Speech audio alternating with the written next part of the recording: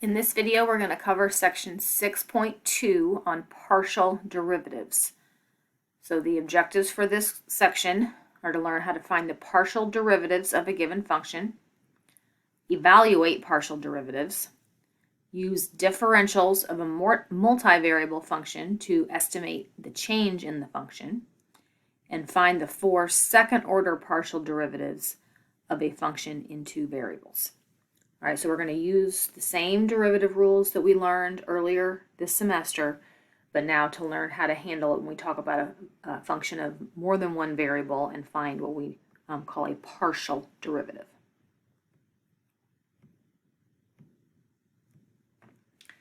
Okay, so our first example.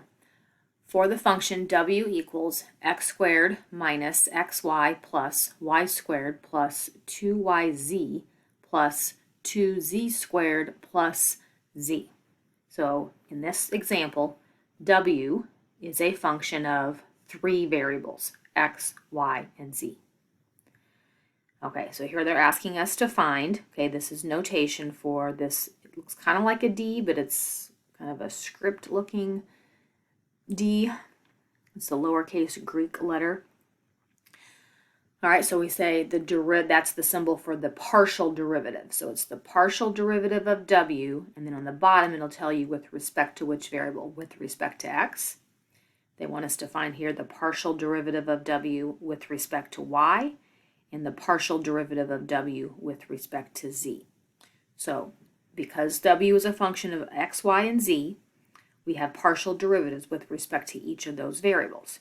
So when I find the partial derivative with respect to x, I basically treat y and z as if they were constants and just find the derivative of the x. And then I do the same for y and the same for z. Okay, so in order to find the partial derivative of w with respect to x, we regard x as the variable and y and z as constants. All right, so the derivative of w, partial of w with respect to x, so that since this term only involves x, it's just a regular derivative, 2x, minus, here, this is x times y. So x is the variable, but I treat y as if it were a constant. So if this were x times 2, the derivative would just be minus 2. But it's x times y, so if y is treated as a constant, it's just minus y. And notice none of these other terms have an x in them. So if we're regarding y's and z's as constants, all these terms would have a derivative of 0. So that would be it. All right, so back from our original function, the partial derivative of w with respect to y. So this term just has an x, so its derivative is 0 if y is our variable, minus, here y is the variable, x is treated as a constant, so this derivative would just be minus x, plus just y's here, so regular 2y, so the derivative. And then remember, z is like a constant, so this derivative is just 2z, because there's just a y here, and then no y's in either of these, so those derivatives are 0.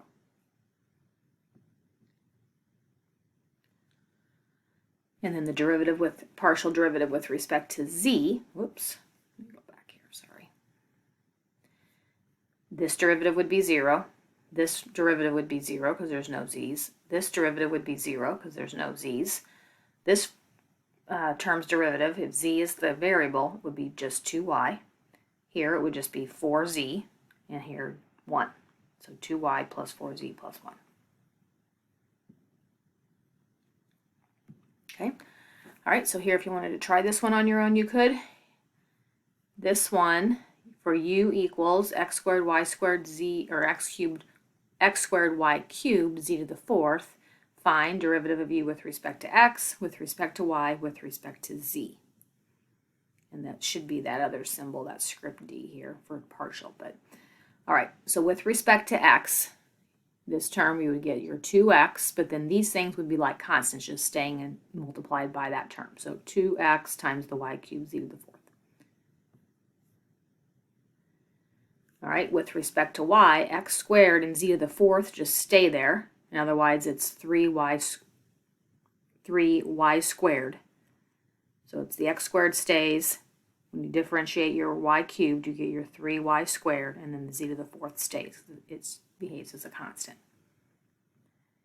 And then with respect to z, you bring your x squared and y cubed would just stay like constants. We get 4 in front, z to the third, right? And everything else just multiplies.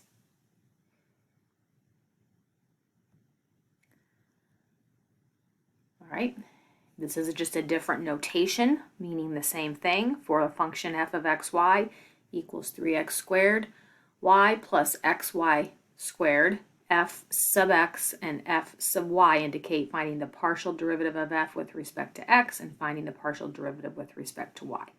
So this is just a different notation that we use a lot for partials as opposed to the original notation we started this section with. All right, so the partial of f with respect to x, again, treating y as constant, would be 6x to the first times the y plus, here you would get 2xy. Oh, sorry, with x, y squared would be your coefficient, right, if x is your variable. So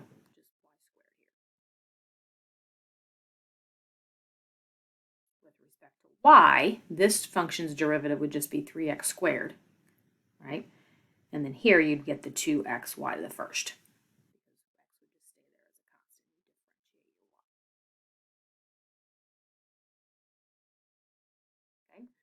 Here's another one you could try on your own if you'd like.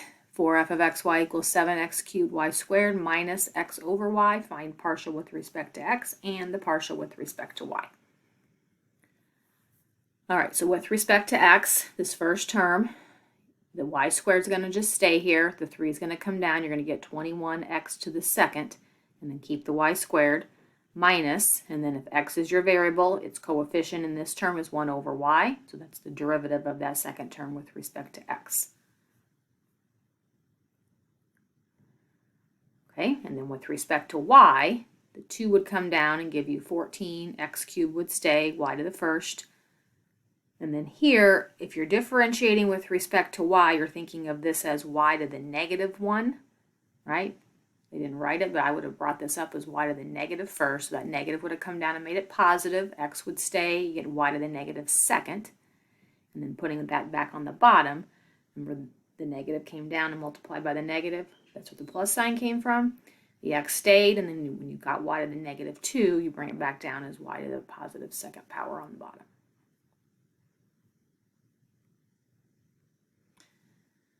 Okay, here's one that has e and natural log in it. We want to do the same thing. Find both partial derivatives. All right, so with respect to x, this derivative would just be the original function, e to the power, times the derivative of the power. So if x is the variable, the derivative of the power is y. Plus, y is a constant, it would stay here. Derivative with respect to x here would just be 1 over x. That would just be y e to the xy plus y over x.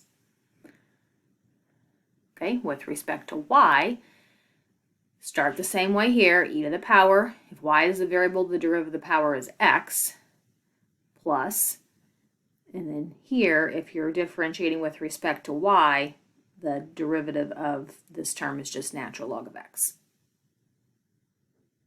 Right, because y is treated as the variable, x as your constant. So you get e to the xy, or x e to the xy plus natural log of x. Okay, example 5. A circular swimming pool has a radius of 12 feet and a depth of 4 feet. Both measurements have a tolerance of plus or minus 3 inches, which is the same as plus or minus 1/4 of a foot. Part A, find the volume of this pool assuming a radius of 12 feet and a depth of 4 feet. Part B, use differentials to estimate the change in volume, assuming that both measurements include an extra 3 inches, which is the tolerance. And then compare the result of part B to the actual change in volume, assuming that both measurements include the extra 3 inches. So this is an example of a problem that uses differentials.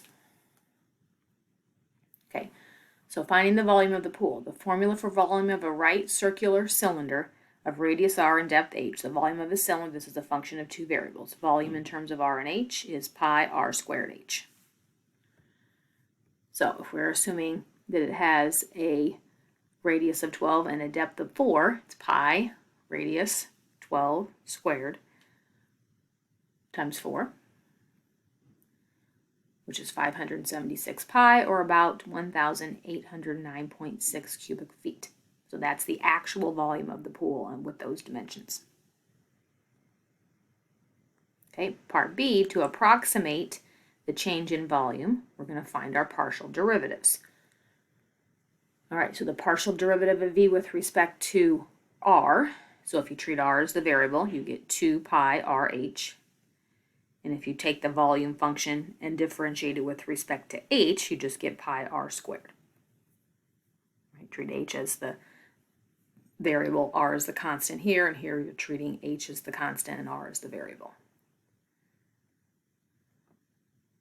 Then, delta, this triangle, means change in volume is approximately equal to the partial of volume with respect to R at RH times dr plus the partial derivative of volume with respect to H of RH times dH. This is a formula that we call it, that represents the total differential. All right, so partial with respect to R was 2 pi RH and then dr, and then the partial with respect to H was pi R squared dH. So now we're going to substitute. R was 12, H was 4, and then they gave us the tolerance of the change in R and the change in H being 1/4 of a foot. So we have 2 pi, we're plugging in R is 12, H is 4, and then the dr, right, the differential, 1/4, pi 12, again, substitutes for R squared, and then the differential for H was also 1/4.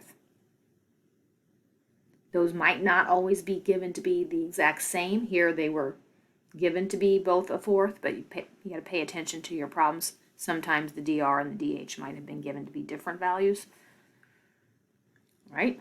And then if you clean that up, you get 60 pi, or about 188.5 cubic feet. So in other words, if it's off by that 1/4 of a foot in any direction, this is how much you could be, that the volume could differ from the actual volume, up to 188.5 cubic feet. So the actual change in volume is found by evaluating volume at R plus the differential for R, and then H plus the differential for H. So plugging in the actual measurement, right, plus the 1/4, and then the H's actual measurement plus the 1/4 minus the volume at just what the original measurements were. So delta V equals this. So the measurement for radius was 12, its differential was 1/4. The measurement for height was 4, its differential was also 1/4, and then we subtract V of the R and the H being 12 and 4. So this is 12.25 for R and 4.25 for H, so pi R squared H was volume minus pi, again here we're just plugging in 12 and 4. This is the volume formula, pi R squared H. 194 feet. So remember, this is actual change. By subtracting, when we did it up with when we got the 188.5 on the last slide, that was approximate change. So that differential formula approximates what this number is. So notice that they're fairly close. Okay. All right, so next moving on to second order partial derivatives. Okay, so this is just some notation that would indicate you're looking for what we call second order partial. So the partial derivative of z, the second partial derivative of z with respect to x, and then with respect to x again. Or you could say the second partial of f with respect to x with respect to x.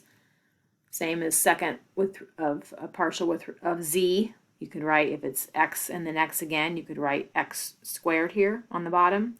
Same thing if you're referring to f, or just more simply f with 2 x's listed as the subscript, means x and then x again. So you take a first partial with respect to x and then take the derivative of that function again with respect to x. All right, here we're taking the second partial of z first with respect to x, then with respect to y. You read the bottom backwards technically, or f with respect to x and then y. Okay, and here you would write it in the right order. This is just a more simple notation. Partial of f with respect to x and then with respect to y. So the first time you treat x as the variable, then when you do it again, you switch and you treat y as the variable. That's called a mixed partial.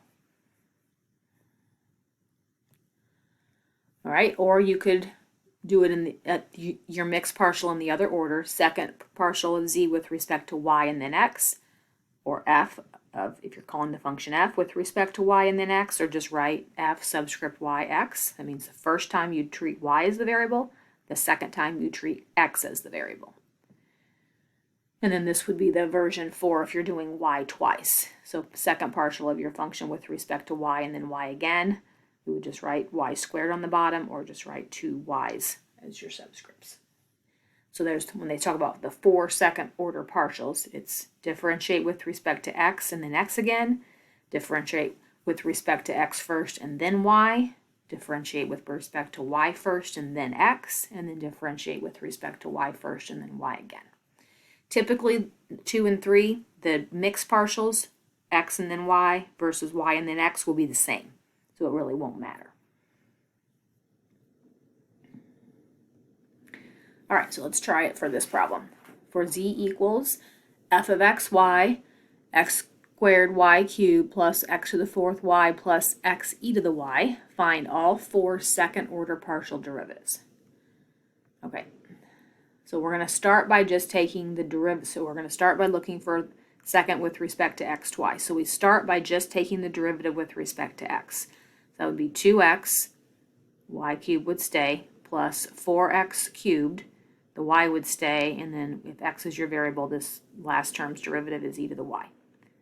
So this thing in the parentheses here is just the first partial with respect to x. Then we're going to differentiate that again with respect to x. So treating x as the variable again, you get 2y cubed plus 12x squared y. And then since there's no x here, that term's derivative would be 0. So that would be your second partial with respect to x twice. Okay, now we're going to do x and then y. So we'd start the same way here. This first step would have been differentiating with respect to x. We would have started with that same first result. Now we're going to take this function's derivative with respect to y.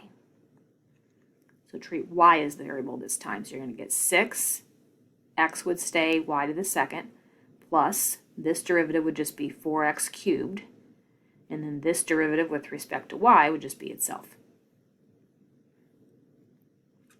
So both of these, we started with x, and then here our second time we did x again, and here the second time we did y. Okay. Now we're going to start with y. I'm going to do y first and then x. So if I start this function's derivative with respect to y, then we keep the x squared, just sits here, and we get 3y squared. So the x squared sat there, we brought down the 3, and then y to the second. This derivative with respect to y would just be x to the 4th, and then with respect to y, the x would stay, and you just get basically itself, right? X is a constant, derivative of e to the y is e to the y. All right, so this time we're going to take this answer and do x the second time. So this time, if this function's differentiated with respect to x, we get 6x to the 1st, y squared stays put, plus 4x cubed, because there's just an x there, plus e to the y, right? If x is the variable, e to the y is its coefficient, so that would be it. Notice that's the same answer we got when we did x and then y. All right, and then if we went back to this first with respect to y and then did y a second time, so this time if this function, that was the first partial with respect to y, if we did y for the second derivative, we get the x squared stays, the 2 comes down, you get 6 x squared y to the first. This function's derivative would be 0 because there's no y in it. And then here we would just get itself, x would stay, and again, derivative of e to the y is itself. Okay. All right, so if you want to try this one on your own, just to see if you understand, how to treat function or which variable as the variable and which one as a constant, you can try the 4-second partial derivatives for this quick check 3. So z equals g of xy, 6x squared plus 3x y to the 4th minus y squared. All right, so the second partial of z with respect to x twice. We're going to start with that one. So the first with respect to x would be 12x plus 3y to the 4th and then 0. Okay, so that's just the first partial with respect to x. We're going to differentiate that again with respect to x. So that would just be 12, and that derivative would be 0. So just 12. Okay, now we're going to do x and then y. So we start the same. That was the first partial with respect to x. Now we're going to differentiate this function with respect to y. So that first term, x, 12x, that derivative would be 0. We would just get 12y to the 3rd. Okay, now we're going to do y first and then x second. So if I go back to the original and start with y as the variable, this derivative would be 0. Here we would bring down the 4, you get 12, the x would stay, y to the 3rd. And then with respect to y, this derivative is 2y. Now we're going to differentiate that with respect to x. So if x is the variable, 12y cubed is the derivative, and then that derivative is 0. Notice these answers are the same, just like on the last one. That typically will happen.